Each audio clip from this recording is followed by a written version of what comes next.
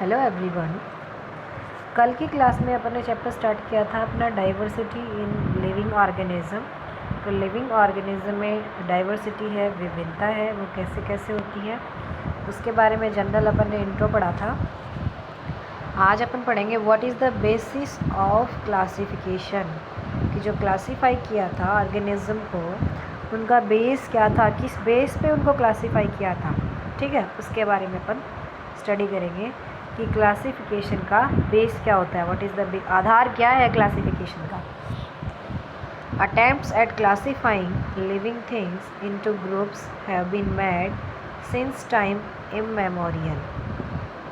ये जो क्लासीफाई करने लिविंग बींग्स को ग्रुप्स में क्लासीफाई जो किया गया है वो प्राचीन समय से, मतलब पुराने टाइम से ही किया जाता रहा है। ग्रीक थिंकर, मतलब ग्रीक यूनानी जो विचारक हैं, एरिस्टोटल जो हैं, क्लासिफाइड एनिमल्स, उन्होंने एनिमल्स को क्लासीफाई किया किसके बेस, अकॉर्डिंग टू वेदर, किसके whether they lived on land, कि वो ज़मीन पे रहते हैं, इन वाटर पानी में, और इन द एयर, और हवा में रहते हैं। उसके बेस पे इन्होंने, एरिस्टोटल ने इनको क्लासीफाई किया था। ठीक है, लिविंग बींग्स को। This is very simple way of looking at life but misleading too. ये जीवन को देखने का बहुत ही एक सरल तरीका था, इजी तरीका था, बट मिसलीडिंग टू, लेकिन ये भ्रामक भी था, भ्रम वाला भी था। फॉर एग्ज़ाम्पल, उदाहरण के लिए, animals that live in the sea, animals जो कि समुद्र में रहते थे, जो समुद्र में रहते हैं, इंक्लूड कोरल्स। उन्होंने किस किस को इंक्लूड किया है, कॉरल, जिनके ऊपर कॉरल रीफ में थे, coral, whale, octopus, starfish and shark. ठीक है, फिर है वी कैन इमीडिएटली सी, हम तुरंत देख सकते हैं, that these are very different from each other in numerous ways. ये एक दूसरे से काफ़ी तरीके से अलग हैं। In fact their habitat is the only point they share in common. इन सभी का केवल जो हैबिटेट है, habitat is the only point, वो केवल सेम है इनका। This is no good as way of making group of organism. तो to study and think about, तो जो स्टडी है और जो भी सोचते हैं अपन, उसके बेस पे जो लिविंग्स हैं इनको ग्रुप्स में बांटना सही नहीं होगा। तो वी देयरफॉर, इसलिए वी नीड टू डिसाइड, हमें क्या डिसाइड करना है, हमें डिसाइड करना है which characteristics to be used as the basis for making the broadest division, कि कौन से ऐसे कैरेक्टरिस्टिक्स हैं जिनको अपन यूज़ में लेके as the basis for making the broadest, की बड़े से बड़ा उसके मतलब डिवीज़न का अपन उसको बेस बना सकें। Then we will have to pick the next set of characteristics for making sub groups. उसके बाद में क्या करना होगा, टू पिक दूसरी नेक्स्ट कैरेक्टरिस्टिक्स है उसको उठाना पड़ेगा, इसके लिए उसको सब ग्रुप्स में डिवाइड करने के लिए।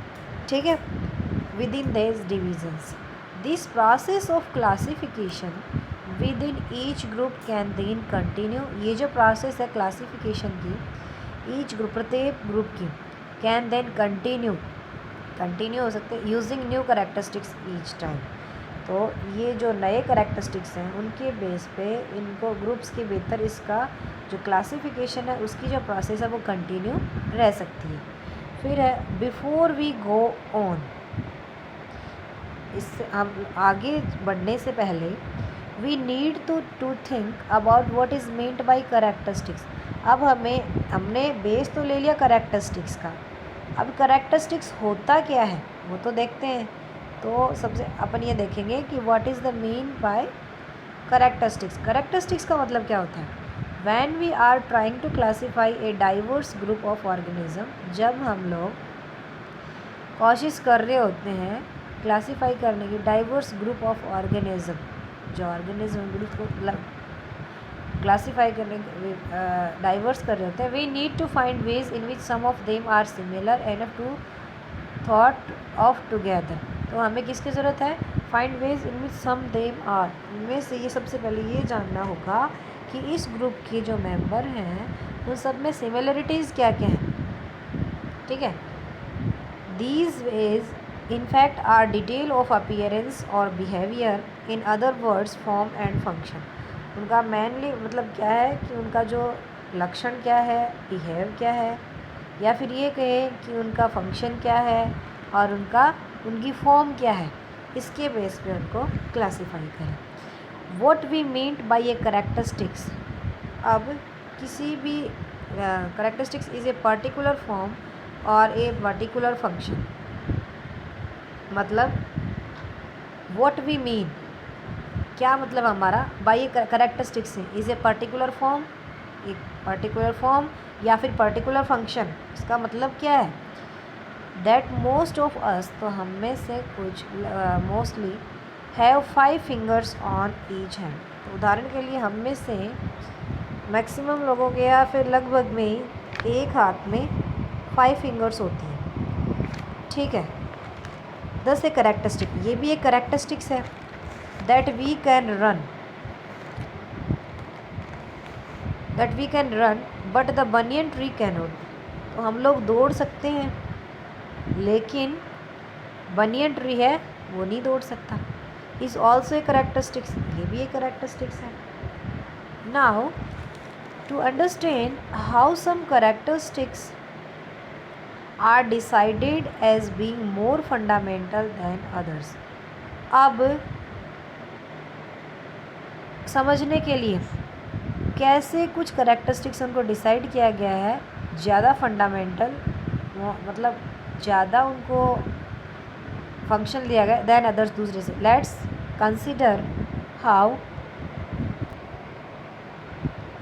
Consider how a stone wall is built.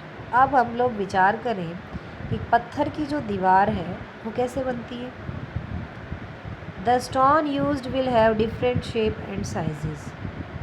तो जो स्टोन होते हैं उसमें जो स्टोन यूज़ करते हैं अलग अलग शेप के होते हैं, वो तो अलग अलग शेप के होते हैं, अलग अलग साइज़ के होते हैं। The stones at the top of the wall would not influence the choice of stones that come below them. अब यहाँ पे ये सोचने वाली बात है कि जो ऊपर की ओर लगे हुए जो पत्थर होते हैं उनकी जो शेप है वो नीचे वाले को थोड़ी ना प्रभावित करेगी, नीचे वालों को कोई प्रभावित नहीं करेगी। ऑन द अदर हैंड, दूसरे तरीके से, the shape and size of stone in the lower most layer will decide the shape and size of the next layer and so on. लेकिन जो लोअर लेयर है, सबसे नीचे वाली जो लेयर है, उसके जो साइज़ है पत्थरों की वो ज़रूर डिसाइड करेगी कि उसके ऊपर नेक्स्ट लेयर है वो कैसी आएगी, ऊपर वाली थोड़ी ना डिसाइड करेगी। ठीक है, फिर है the stones in the lower most layers are like the characteristics that decide the broadest division among living organism. तो वो नीचे वाली जो लेयर है स्टोन्स की वो एक कैरेक्टरिस्टिक्स है जो डिसाइड करेगा ब्रॉडेस्ट डिवीज़न लिविंग ऑर्गेनिज्म को। ठीक है, they are independent of any other characteristics in their effect on the form and function of the organism. और ये जो कैरेक्टरिस्टिक्स हैं, दे आर इंडिपेंडेंट होते हैं एनी अदर दूसरे कैरेक्टरिस्टिक्स से, जो कि ये जो कैरेक्टर्स हैं ये इंडिपेंडेंट है, मतलब ये इस पर डिपेंड नहीं होते दूसरे कैरेक्टरिस्टिक्स पे जो इसकी फॉर्म या फंक्शन को इफेक्ट करें। तो the characteristics in the next level would be dependent on the previous one. तो जो कैरेक्टरिस्टिक्स अपन नेक्स्ट लेवल का लेंगे वो पहले वाले पे डिपेंड करेगा and would decide the variety in next level, और नेक्स्ट लेवल की जो वैरायटी है उसको भी डिसाइड करेगा।